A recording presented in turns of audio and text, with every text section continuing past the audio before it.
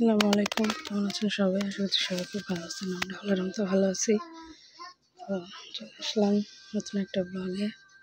তানভীরের আব্বু চলে আসছে ভোর 4টা বাজে। 4টা বাজে সব বসেছে। তো বাড়ি থেকে অনেক কিছু নিয়ে আসছে, যে সব কিছু গোছাইতেছি।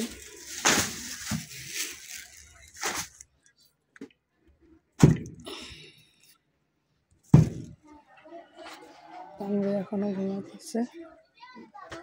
আব্বু উঠছে মাত্র, উঠে গোসল করতে গেল।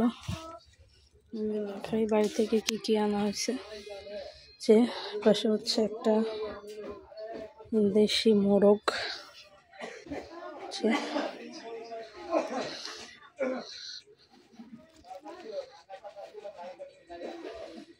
যেহেতু একটার মধ্যে রাখছে, আমি ভাবছি এটা সারাইয়া 2 পুটলা করে রাখবো।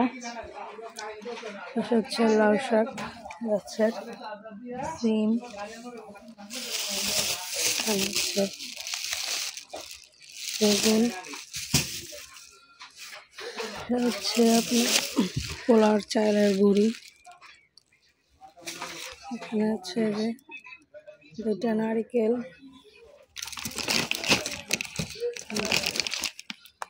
যে হচ্ছে বাদাম, আমাদের ক্ষেতের বাদাম।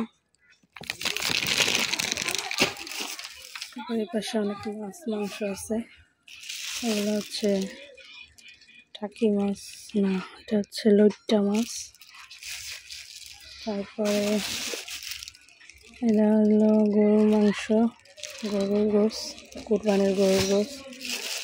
তারপরে এগুলো হচ্ছে সব মাছ, হচ্ছে টাকি মাছ না, পাঁচমিশালি মাছ মিলানো আর কি।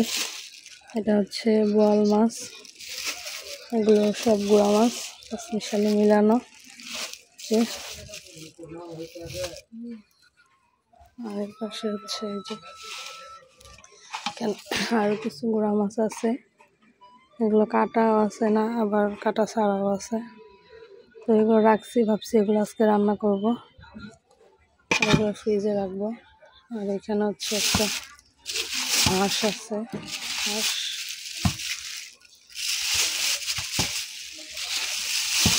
এই যে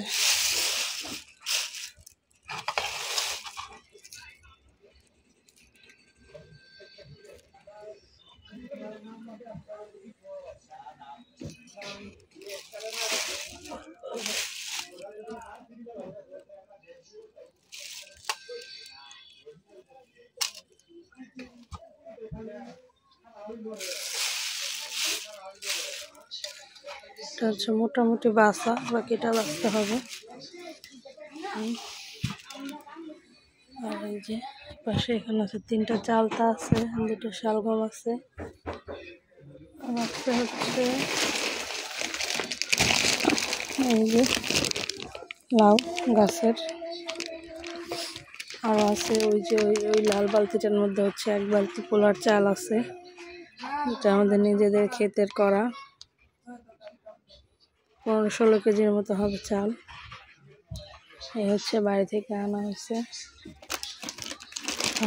আলহামদুলিল্লাহ অনেক কিছুই আনছে, যখন রান্না করব আপনাদের সাথে শেয়ার করব।